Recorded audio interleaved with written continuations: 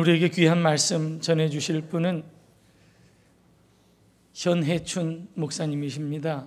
나사렛대학교 이사장을 지내셨고 서울 등마르교회 담임 목사를 지내셨고 지금은 원로 목사로 계십니다. 하나님께서 목사님을 통해서 우리에게 귀한 말씀 전해주실 때 우리가 모두 다 착하고 좋은 마음으로 아멘으로 화답하기를 원합니다. 목사님 나오실 때 우리 하나님께 감사의 박수, 영광의 박수 올리며 할렐루야 함께 외치겠습니다. 할렐루야.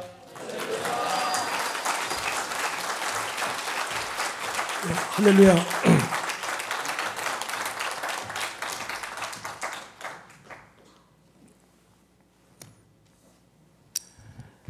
저희 교회에 이모 권사님은 권사님이 한 분 계시는데 연세가 많으셔서 이제 돌아가셨습니다. 아마 그 80이 넘으셔서 그 자녀들도 많이 두셨는데 그 따님들이 전부 다 참 잘 됐어요. 그래서 영국에도 살고 또 미국에도 살고 불란서 살고 여러 세계 각지에 살고 있습니다. 그래서 은행가 그 어머니 생신을 맞아서 그 어머니 생신에 이제 어머니를 모시고 유럽 여행을 하게 됐어요, 따님들이. 근데 그 스위스몽블랑에 올라갔는데 너무 그때 경치가 좋고 아름다웠어. 그 올라가면 아마 여러분 보시다시피 그 눈밭이 아주 덮여 있잖아요.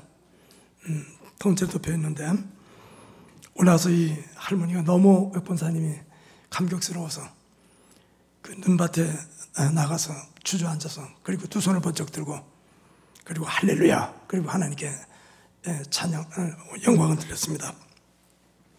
근데 마침 그때 여행객들이 유럽 여러 나라에서 와서 있었기 때문에 그 어떤 할머니가 눈밭에 거기 무릎을 꿇고 할렐루야 소리 지르는 걸 보고요. 사람들이 다 쳐다봤어요. 그 따님이 막 쫓아와가지고 어머니한테 얘기했어요. 어머니, 여기가 한국의 기도 온 줄 아십니까? 여기가 지금 세계 나라에 다 와 계신데 창피하게 여기서 할렐루야 이렇게 소리 지르면 어떡합니까? 어머니한테 그렇게 얘기를 했습니다. 그때 어머니가 그 따님을 보면서 하는 얘기가 너 하나님 앞에 영광 돌리는 게 그렇게 부끄러우냐? 여기서 할렐루야 하는 거 어디서 하느냐? 이렇게 아름답고 좋은 데서 하나님께 영광을 돌리겠냐? 그래서 그날 따님한테 크게 어머니 호통을 받고 책망을 받았다. 그런 얘기 들었습니다. 아마 오늘은 그런 것 같아요. 오늘은 정말 할렐루야도 참 좋은 날인 것 같아요. 그렇죠? 다시 한번 우리 할렐루야.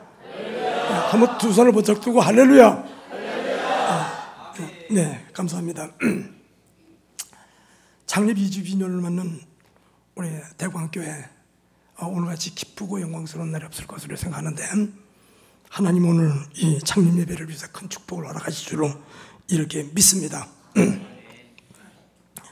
제가 오늘인가 우리 교회에 젊은 두 부부가 등록을 했어요. 사람도 곱게 생기고 또 아주 얌전한 분들이었는데 와서 교회 생활을 그렇게 등록한 날부터 참 충실하게 했습니다. 대개 새 신자들이 교회 오면 처음에는 주밋주밋하고 봉사도 잘 못하고 그런 얘기가 많은데 그 부분은 그렇지 않았어요. 들어오는 날부터 예배도 열심히 출석을 했습니다. 주일은 물론이고 수요 예배도 출석을 했고 또 가끔 새벽 예배도 자원에서 나오는 그런 열심히 있었기 때문에 제가 그분들 볼 때마다 참 감격스럽기도 하고 또 대견하게도 여겨지게 되었습니다. 그래서 한 1년이 넘도록 신앙생활을 참 열심히 잘해서 참 좋은 가정에 등록을 했다. 그렇게 생각을 했는데 1년이 지난 어느 날부터 교회 출석이 끝나버리고 말았습니다. 교회를 출석하지 않았어요. 그래서 이상해요. 왜 출석 안 했을까? 그렇게 열심히 있는 사람들이 혹시 병원에 입원을 했는지 아니면 어디로 이사를 가는지 그 궁금해서 전화 연락을 해봐도 전화가 일치 안 됩니다. 또 사람을 보내서 인터넷 연락을 해봐도 없습니다. 나중에 알고 보니까 어디로 이사를 갔다고 그러는데 인사 한마디 없이 그대로 이사를 가버린 거예요. 제 마음이 상당히 섭섭하기도 했지만은 도대체 무슨 일일까? 교회가 누가 그분에게 실망스러운 일을 했나? 아니면 또 내가 그분들한테 무슨 실수를 했나? 그런 두려움 때문에 상당히 염려를 했습니다. 그리고 상당히 시간이 지난 다음에 언젠가 제가 길에서 가다가 그 두 부부를 만났어요. 얼마나 반가워요. 그래서 깜짝 놀라서 반갑다고. 근데 어떻게 그렇게 교회를 갑자기 못 나오셨냐고, 지금 어디 계시냐고 이렇게 얘기를 하니까 그 남편 되시는 분이 머리를 극적이면서 아주 이렇게 견면적인 표정으로 얘기를 했습니다. 목사님, 죄송합니다. 사실은 저희 부부가 결혼한 지 한 5년이 지났습니다. 근데 5년이 지났는데도 아직 아기 소식이 없어요. 아기 소식이 없어서 우리가 아기를 낳으려고 병원에 상당히 많은 돈을 소모하면서 병원을 다녔는데 그래도 잘 해결이 되질 않았어요. 제 집사람은 얼마나 애를 먹었는지 상상 임신까지 해서 아기를 못 갖는 그 고통 때문에 아주 상당히 괴로워하게 되었습니다. 근데 어느 날 저희가 아주 기쁜 소식을 들었어요. 그게 뭐냐면 교회당을 가면, 예수 믿으면 아기를 낳을 수 있다는 소식을 들었습니다. 그래서 저희가 특마르게 등록을 했죠. 그리고 지난 1년 동안 우리는 정말 하나님 앞에 거리낌이 없이, 양심의 거리낌이 없이 최선을 다해서 기도하고 또 봉사해 봤습니다. 근데 어떻게 된 거지? 지금까지도 깜깜무소식이에요. 저는 병원만 보고 실망한 게 아니고 교회를 보고도 실망을 했습니다. 그런 얘기를 하는 소리를 들었습니다. 그래서 자기들은 교회를 그때부터 나오지 못하게 되었다, 그 말 하는 소리를 듣고 저도 상당히 당황스러웠어요.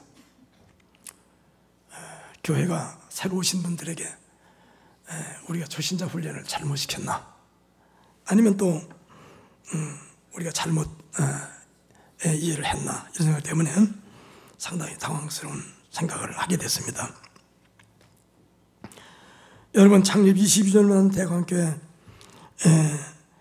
오늘 제가 그래서 이 말씀을 전하고자 하는 것은 교회를 사랑하는 성도가 되자, 그런 제목으로 오늘 말씀을 전하려고 합니다. 여러분, 이 말씀 가운데 함께 은혜가 되시기를 바라면서 같이 말씀을 나누는 귀한 시간이 되기를 바라는 것입니다. 그분에게는 문제는 그렇게 곱고 아름다운 마음은 갖고는 있었지만은, 또 그분에게 피치 못할 사정이 있기는 했지만은, 그러나 그분은 처음부터 교회를 출석할 때 잘못된 결론을 가지고 교회를 출석한 것이 아니었나, 이런 생각을 하기 이렇습니다. 교회가 무엇인가, 그 교회를 잘 모르기 때문에, 또 어떤 교회관이 서 있지 않는 상태에서 교회 오셨기 때문에 저는 아픔과 실망이 있을 수도 있다, 이제 그런 생각을 하면서 오늘 대관계의 이 말씀을 전하고자 이렇게 생각을 한 것입니다. 여러분, 교회란 무엇입니까? 신학자들의 말 가운데 보면 교회는 두 가지 존재 양식을 가지고 있다고 보통 그렇게 얘기를 합니다. 교회란 무엇이냐, 이렇게 보면 교회란 무형의 교회가 있다 그랬어요. 교회는 무형의 교회와 유형의 교회 두 종류의 형식을 가지고 있다 그랬어요. 여러분, 무형의 교회는 무엇을 얘기하십니까? 영적인 교회, 천상의 교회를 가르쳐서 무형의 교회라 그렇게 얘기합니다. 이 우주 안에는 교회가 하나밖에 없습니다. 뭐 장로교 따로 있고 감리교 따로 있고 나사렛 교회 따로 있고 그런 게 아닙니다. 교회는 한 분 하나님을 섬길 뿐만 아니라 교회는 그리스도의 한 몸이라는 사실을 성경은 잘 가르쳐주고 있다고 그렇게 얘기하는 것입니다. 그리고 이 교회는 어떻게 구성되면 거듭난 크리스찬들로 구성된 그런 영적인 집합체이기 때문에 이제 그 실한말로는 글레시아라고도 이렇게 얘기를 하죠. 그래서 일반적인 집합체가 아니라 거듭난 성도들, 변화를 받은 성도들도 이렇게 집합된 그런 단체가 바로 교회다, 그렇게 말할 수 있어요. 그래서 교회는 오직 그리스도만이 머리가 되시고 교회는 그리스도의 몸이며 우리 모두는 교회 한 지체가 된다, 그게 우리가 배우고 오늘까지 아는 그런 상식이라고 말할 수 있습니다. 근데 이 우주 안에 교회가 하나라는 것을 어떻게 아느냐? 그거는 천국을 가보면 알아요. 천국 가보면 장로교 천국 따로 있고 감리교 천국 따로 있고 나사렛교 천국 따로 있지 않잖아요. 천국이 하나인 줄로 믿습니다. 천국이 하나인 것처럼 하나님도 한 분이시고 교회도 우주 안에 하나다. 그래서 이런 교회를 가르쳐서 우리는 영적인 교회 혹은 무형의 교회라고 그렇게 얘기하는 것입니다. 근데 교회는 또 하나의 존재 양식이 있습니다. 다른 방면인데 그게 뭐냐면 무형의 교회가 아니라 유형의 교회라는 것입니다. 이 교회는 어떤 교회냐면 가시적이고 눈으로 볼 수도 있고 손으로 만질 수도 있는 그런 교회를 말하는 것입니다. 이 유형의 교회는 교회 건물이 있고 또 교족부가 있고 또 조직이 있는 그런 지상의 교회를 가르쳐서 우리는 유형의 교회라 그렇게 얘기합니다. 그래서 우리 교회를 보면 교회가 다르잖아요. 영락교회도 있고 또 온누리교회도 있고 순복음교회도 있고 이렇게 각기 교회가 다른 모습을 볼 수가 있죠. 이처럼 눈으로 볼 수 있고 또 우리가 만져볼 수도 있는 그런 교회를 우리는 유형의 교회다 그렇게 얘기한다 그런 얘기입니다. 그래서 우리는 다시 한번 말씀드리지만 교회 존재 양식은 두 가지 양면성이 있는데 하나는 뭐냐? 하나는 무형의 교회로 하나는 유형의 교회로 존재한다 이렇게 말씀드리지 않을 수 없습니다. 그런데 하나님은 어떤 교회를 사랑하시겠습니까? 하나님은 무형의 교회도 사랑하시지만은 유형의 교회도 사랑하시는 분이시다. 또 교회는 이렇게 존재 양식 자체가 무형의 교회로 유형의 교회로 존재하고 있다. 그런 문제를 우리가 다시 한번 말씀을 드립니다. 그런데 오늘 우리들이 교회에 대해서 상당한 많은 오해를 가지고 있는 부분들이 있어요. 그 유형의 교회와 무형의 교회를 구별하지 않고 생각하는 경우가 있습니다. 그래서 시브리서 12장 21절 23절에 보면 그러나 너희가 이런 곳은 시온산과 살아계신 하나님의 도성인 하늘의 예루살렘과 천만 천사와 하늘에 기록된 장자들의 모임 교회 그리고 온전케 된 의인의 영들 심판자이자 하나님과 구세주 예수 그리고 성령님 이 모두가 하나가 된 교회를 우리는 가르쳐서 우리가 무형의 교회라고 그러는데 이런 천상의 교회는 아주 완전한 교회입니다. 신약에 구원받은 성도들 구약에 구원받은 온전한 의인들이 다 함께 모이는 교회이기 때문에 이 교회를 가르쳐서 우리가 완전한 교회라고 말할 수 있습니다. 그런데 이런 완전한 교회가 있는 반면에 이 지상의 교회는 어떤 교회입니까? 이렇게 완전치 못한 부분이 있다는 것을 볼 수 있어야 돼요. 이 지상의 교회는 어떤 사람들이 모여 있습니까? 거듭난 성도들과 거듭나지 못한 성도들이 함께 늘 뒤범벅이 돼서 활동하고 있는 이런 교회를 우리가 지상교회라고 이렇게 얘기를 해요. 여러분, 우리가 이 교회에서 가끔 보면 이 교회가 많은 문제를 안고 고민하는 경우가 생기게 되죠. 어떤 분들은 재직회 때마다 소리 지르는 사람들도 있어요. 가끔 그런 분들이 있습니다. 또 자기 수고 안 알아준다고 그래서 때로는 또 삐쳐가지고 교회를 나오느니 들어가느냐 하고 또 이렇게 얘기하는 분들도 가끔 있습니다. 또 어떤 분들은 육신에 속한 그런 신앙이 되어서 가끔 좌충우돌하고 교인들 간에 불목을 만드는 그런 경우도 종종 바라볼 수가 있습니다. 저는 교회 처음 나올 때 저는 이 교회라는 단체는 아주 천사 같은 사람만 모인 집단으로 알았어요. 천사 같은 사람. 오늘도 제가 이렇게 교회에서 보니까 우리 대관교인들이 다 천사와 같으네요.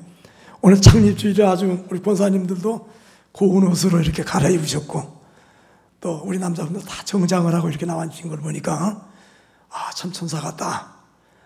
누가 봐도 그렇게 보리라고 생각해요. 오늘 우리 성가대가 아까 하나님께 이렇게 찬양을 하는 거 보니까 참 노래를 찬양을 얼마나 잘해요. 성가를 잘해요. 천사가 저보다 더 잘하겠습니까? 혹시 또 얼마나 예쁩니까? 보니까 천사가 또 저렇게 아름다울까?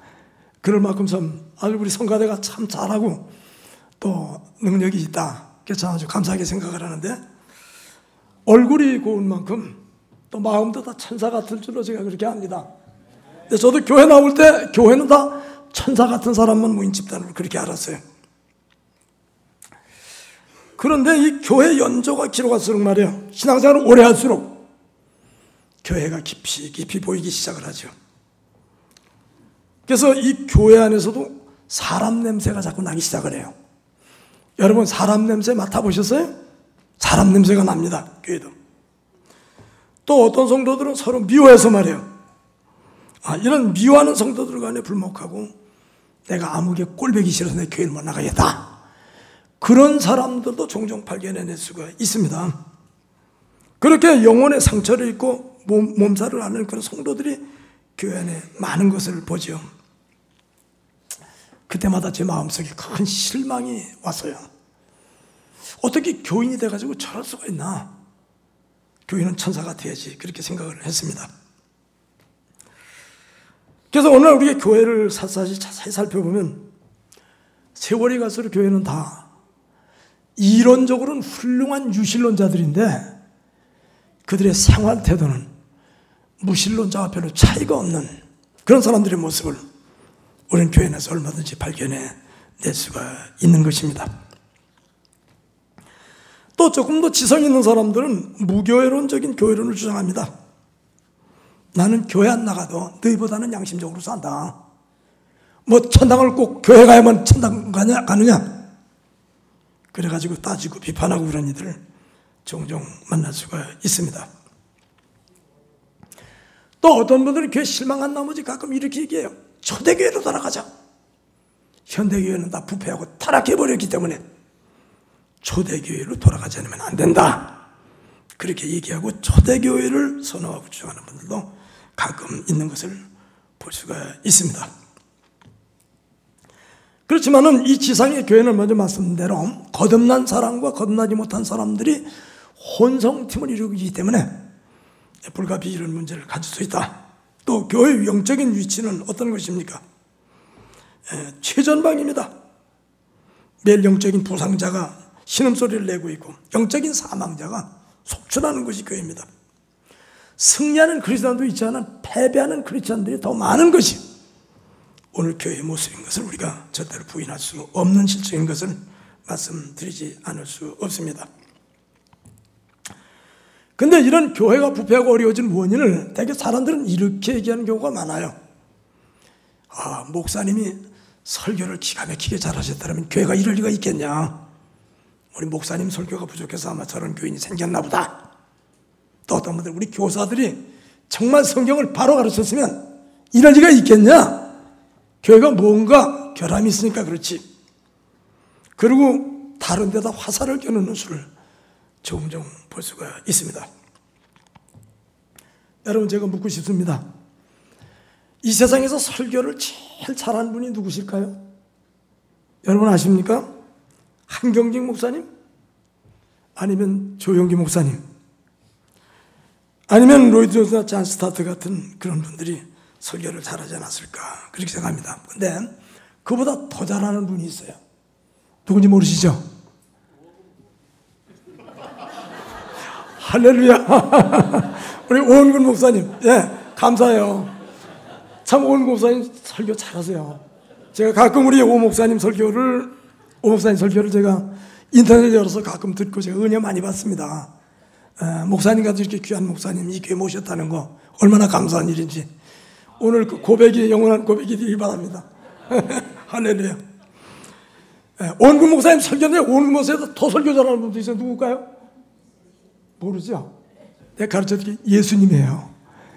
예수님보다 더 설교 잘하는 분이 있을까요? 없을까요? 예수님이 제일 잘하셨겠죠. 예수님 설교는 한마디도 실수가 없이 완벽한 설교를 하신 분이에요. 근데 그런 설교를 듣고 자란 예수님의 제자들 가운데 예수님을 은 30에 팔아버린 가룟 유다 같은 제자도 나왔습니다. 또 놀라운 사실, 예수님의 그렇게 훌륭한 교육을 받았는데 추세욕에 빠져서 하나님 나라 임할 때 나를 우정승으로, 나를 좌정승으로 받으려는 세베대의 아들들조차도 나왔습니다. 또 예수님이 잡혀가실 때는요, 그 믿음 좋다는 수석 제자 베드로도 예수님을 3번씩이나 부인을 했어요. 그러니까 아무리 좋은 설교를, 오 목사님이 아무리 좋은 설교를 해도 여전히 이런 사람이 있다는 거 아시죠? 그거 이해해야 됩니다. 그건 목사님 설교하면 되는 게 아니고 그런 사람들이 있다니까. 왜 있어요? 거듭난 사람과 거듭나지 않은 사람은 기원목이 돼 살기 때문에 우리가 그럴 수 있다. 그런 점을 꼭 이해해야 됩니다. 또 어떤 분들은 초대교회는 그렇지 않겠지 그래. 초대교회. 그래서 나사렛 예수의 이름으로 일어나라 그러니까 그냥 절름발이가 벌떡 일어났어요. 그러면 우리 교회가 그럴 일이 생기겠느냐 그러지만은 우리가 초대교회를 한번 살펴보세요. 사도행전 5장에 가보면 아나니아 삽비라라고 하는 사람은요 헌금을 떼먹다가 문제가 생겼어요. 그래서 직결심판을 받은 문제를 바라볼 수 있게 되고요. 또 고린도 교회들을 보면요, 고린도 교회는 게바파, 아볼로파, 바울파, 그래서 교회 안에 계속해서 분쟁이 일고 있었어요. 또 우리가 알다시피 고린도 전서 5장에 가보면요 아주 끔찍한 사건이 있는데 자기 계모와 더불어 음행한 사건까지 있었습니다. 그래서 바울도 말하기를 이건 세상 사람도 이런 일이 없는데 어떻게 교회 안에서 이런 일이 났냐, 그렇게 책망한 사실을 볼 수가 있어요. 우리가 초대교회는 완벽한 줄 알지만 아닙니다. 초대교회도 오늘 우리와 같습니다.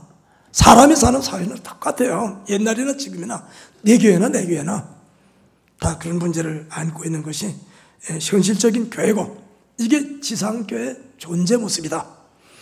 그런 문제를 우리가 깊이 인식하고 있지 않으면 우리가 교회에 대해서 상당한 오해를 불러일으키시고 또 우리 신앙생활이 삐뚤어지기 쉬워요. 교회를 자꾸 비판하고 비판적으로 바라보면 상대적으로 내 마음이 삐뚤어지게 돼 있어요. 그래서 우리가 이런 문제를 상당히 조심스럽게 대하는 것이 중요하다. 그렇게 말할 수 있습니다. 심지어는 사도 요한이 쓴 요한계시록에 보십시오. 거기 7교회가 나오는데 그 7교회를 바라봐도 그렇습니다. 어떤 교회는 칭찬도 받고 책망도 받습니다. 그 교회들이 잘했다면 책망할 리가 있겠습니까? 여전히 소아시아 7교회도 책망을 받을 요소를 가진 교회들이었고 우리가 똑같은 그런 지상교회 형태를 가지고 있었다는 사실에 대해서 우리가 근본적으로 잘 이해를 하는 일이 중요하다. 이렇게 말씀드리지 않을 수 없습니다. 그러므로 예수님 때 교회나 초대교회나 또 오늘 우리 대광교회나 별로 그렇게 크게 다를 것은 없습니다. 사람이 살던 사이는 이런 아픔과 고통이 계속 따라고 지상교회는 언제까지? 주님 오시는 날까지 이 일이 지속되리라는 사실을 우리가 인정할 줄 알아야 그때부터 성숙한 성도로서의 태도가 분명해진다. 그런 문제를 말씀드리지 않을 수 없습니다. 영국에 아주 유명한 스퍼전이라고 하는 목사님이 계셨어요. 그분이 당대 상당히 유명한 목사님이시죠. 한 번은 어떤 청년이 심각한 모습으로 목사님께 상담을 요청해 왔어요. 그래서 목사님하고 마주 앉았습니다. 그 청년은 이렇게 목사님께 말씀을 드려요. 목사님, 제가 여러 교회를 다녀봤는데 어떻게 다 교회들이 다 그 꼴입니까? 교회가 하나같이 그 꼴입니까?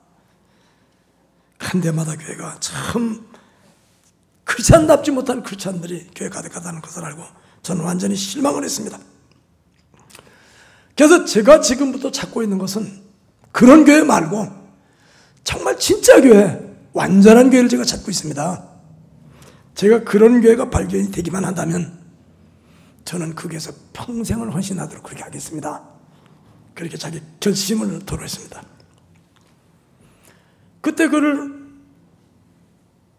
보시고 계시던 스퍼전 목사님은 그 청년에게 이렇게 했습니다. 청년, 자네가 지금부터 그렇게 완전한 교회를 찾는다 치더라도 자네는 절대로 그 교회를 등록하지 말게. 그렇게 얘기했어요. 깜짝 놀랐습니다. 목사님, 아니 그런 교회 등록하는 거 어느 교회 등록한단 말입니까?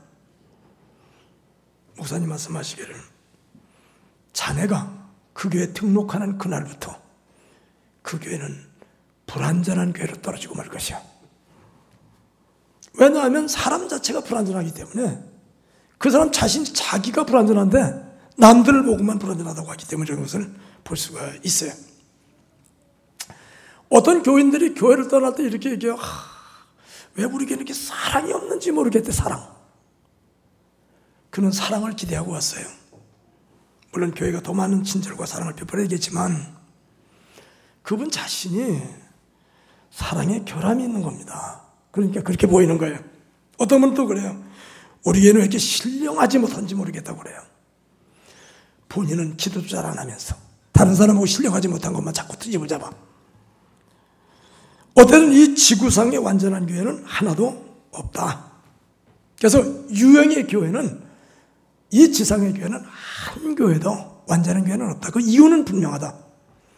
중생한 성도들을, 중생하지 못한 성도들이 항상 기본복이 되어 살기 때문에 그렇다. 아직도 육신에 속한 자가 있고 영에 속한 자가 있기 때문에 교회는 그것이 이상한 것이 아니라 정상적인 것이다. 그리고 이 교회는, 이런 불완전한 교회는 일시적으로 있고 어느 단계에 가면 다 해결되는 게 아니에요. 언제까지? 주님 오시는 날까지 완전하지 못한 줄로 믿습니다. 믿습니까?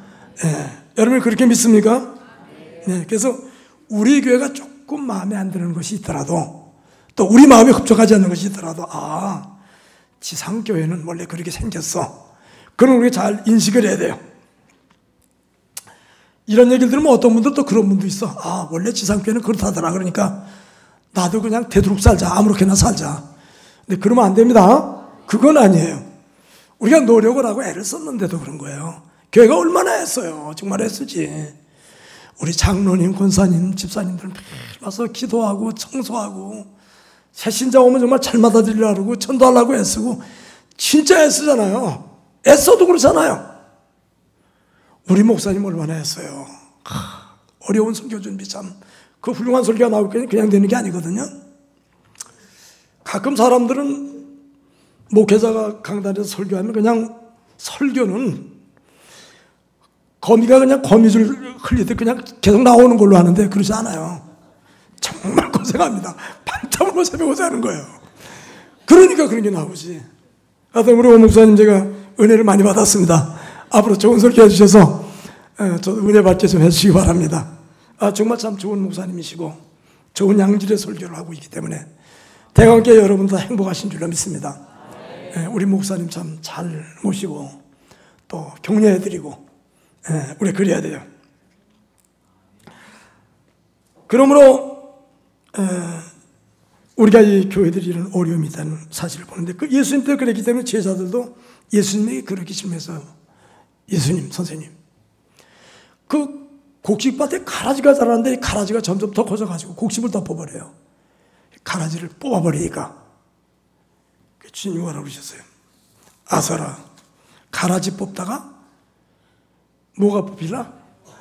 곡식까지 뽑힐라. 아시겠어요?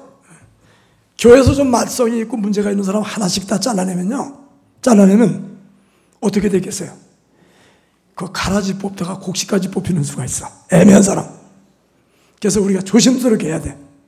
또 우리가 사정을 알지 못하고 일어나는 일들이기 때문에 우리가 함부로 판단해서 그런 분들을 만나면 기도 많이 하고 격려해주고 또 같이 이렇게 하는 그런 사랑스러운 성도가 되어야 될 줄로 이렇게 믿습니다. 오늘 보면 고린도후서 11장 28절에 가보면 이외의 일은 고사하고 아직도 날마다 내 속에 눌리는 것이 있으니 모든 교회를 위해서 염려하는 것이라. 이 누구의 얘기인지 아십니까? 오늘 성경의 하나님 말씀이지만 오늘 고린도서를 기록한 분은 사도 바울입니다. 바울이 이 외의 일은 고사하고 아직도 날마다 눌리는 것이 내 속에 있다. 그 모든 교회를 위해서 염려하는 것이라. 바울은 본문 말씀 가운데 유대인에게 40에 하나 감한매를 5번이나 맞았고 3번 태창으로 맞았으며 돌무더기에 묻혀 죽을 뻔했고 3번 바다 가운데 파산을 당하여 내가 구사일생으로 목숨을 건진 일이 있다. 강도들과 동족에도 위험을 당했다. 자지 못하고 굶고 헐벗고 배고픈 일도 당했다. 그렇게 얘기합니다. 바울이 당대 선교사로서 그가 일할 때 늘 평안하고 즐겁고 노래하면서 사는 것이 아닙니다. 이런 고통과 시련 속에서 그는 목회를 지속해왔고 또 복음을 선교하는 선교사였다. 그는 성령 충만한 사람이었습니다. 성령 충만한 분들은 행복하고 기쁨만 나오는 줄 아는데 그렇지 않습니다. 우리가 하나님 나라를 위해서 이런 염려하고 또 우리에게 부과된 괴로움 중에서 내 몫을 내가 감당할 줄 아는 사람이 되는 것이 성령 충만한 사람의 태도다. 그런 문제를 말할 수 있습니다. 그렇게 말하고 오늘 바울은 결론적으로 이 외에 이런 고사하고 아직도 날마다 내게 눌리는 것이 있으니 그렇게 얘기했어요. 교회를 위해서 염려하는 것이라. 사도 바울 당대 교회가 칭찬받을 만큼 부흥만 지속됐다면 이런 얘기 하겠습니까? 아닙니다. 그 당시도 교회를 얻는 일은 힘든 일이었고 정말 교회를 성장시키는 일은 힘든 일이었습니다. 그 바울이 당대 칭찬만 받고 존경만 받은 게 아니에요. 수많은 사람의 비판을 보고 몇 번이나 죽을 고비를 겪었다고 얘기하고 있는 것들을 볼 수가 있습니다. 오늘도 이 교회 현장은 허물과 상처로 얼룩진 영혼들의 신음소리가 들리고 또 파당을 만들어서 교회를 비판하는 비판의 소리도 우리가 듣고 있습니다. 심지어 세상에 보기 드문 그런 비윤리적인 이들 때문에 교회가 원성을 당하는 경우도 얼마든지 우리가 볼 수가 있습니다. 그러나 바울은 이런 교회들을 쓸어안고 날마다 내 몸에 눌리는 것이 있는데 나는 이 교회를 위해서 염려한다. 그렇게 얘기했어요. 바울이 성령 충만하고 성숙한 성도, 성숙한 정말로 하나님의 사도였다는 사실은 우리가 오늘 28절 이 말씀 가운데 역력히 잘 나타나고 있는 것을 볼 수가 있습니다. 어떤 사람이 정말 신앙이 좋은 사람이냐 그러면 칭찬받고 즐거워하는 사람이 아니고 정말 교회를 위해서 염려할 줄 아는 사람, 그런 사람이 정말 성숙한 성도다 그렇게 말할 수 있어요. 내가 오늘 수요일 저녁에 수요 예배 안 나가면 내 자리가 비어있을 텐데 그런 염려를 할 줄 아는 사람이 성숙한 성도예요. 믿습니까? 내가 특별 새벽 기도 내가 빠지면 안 되지. 그래 나가서 함께 기도해야지. 하나님도 목사님도 얼마나 힘드실 텐데 그렇게 염려할 줄 아는 사람이 정말 교회를 사랑하는 사람이고 염려하는 사람이다. 그 말씀은 드리지 않을 수 없습니다. 여러분이 평소에 교회를 사랑하고 또 애꼈기 때문에 대강교회가 이렇게 크게 발전을 했고 성장을 했어요. 제가 올 때마다 놀라는 건 와보면 건물이 하나씩 또 새로 생기더라고요. 와보면 또 낯노른 얼굴들이 이렇게 많이 있는 것을 볼 때마다 대강교회가 많이 성장했구나. 정말 훌륭하게 잘 성장해가고 있구나. 그런데 깊은 감사를 드립니다. 그러나 우리가 창립 22주년을 맞으면서 다시 한번 우리가 결심해야 될 건 성숙한 성도, 더 좋은 성도가 되기 위해서 우리가 힘쓰는 그런 크리스찬이 되어야 될 줄로 믿습니다. 아마 창립 22주년 하나님이 저를 보내시면서 대광교회 전하고자 하는 메시지는 더 좋은 대광교회 성도들이 되자, 그 말씀을 전하신 줄 믿습니다. 앞으로 다음에 뵐 때는 정말 대광교회는 한때 칭찬받을 만한 교회다, 그런 교회가 되시기를 바라고 한배 더 큰 영광을 드리는 귀한 교회 되기를 주님으로 축원합니다. 축원합니다. 같이 기도하시겠습니다.